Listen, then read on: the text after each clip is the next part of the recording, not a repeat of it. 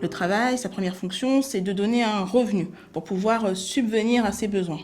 Mais à côté de cela, en effet, le travail, c'est un vrai vecteur d'intégration. Et cela pour deux raisons. Tout d'abord parce que c'est ce qui va créer un lien social.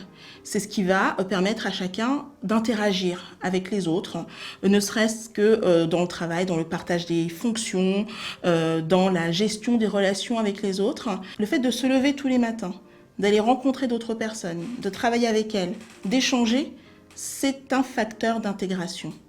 Et puis à côté de cela, c'est un facteur aussi pour trouver sa place dans la société. Chaque mission, chaque fonction est utile. Et donc travailler, c'est aussi être utile dans la société. On dit il n'y a pas de sot métier.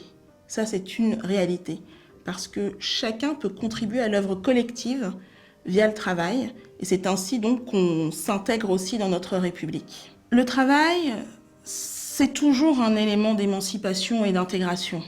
Donc pour une femme, c'est aussi la possibilité de sortir aussi de sa condition de femme, de mère, d'épouse, et d'aller chaque jour dans son milieu du travail, au contact d'autres, d'être aussi dans les échanges avec d'autres femmes pour partager des situations. En France, on a un certain nombre de dispositifs qui aident donc les femmes à sortir de la seule condition de mère pour pouvoir travailler, avec notamment donc les crèches publiques, les assistantes maternelles, toutes ces personnes qui vont être donc des relais dans l'éducation des enfants et des jeunes enfants et qui vont permettre aux femmes de reprendre leur vie professionnelle ou d'accéder tout simplement à une vie professionnelle. C'est très important pour les femmes de travailler, d'accéder aussi à cette indépendance financière.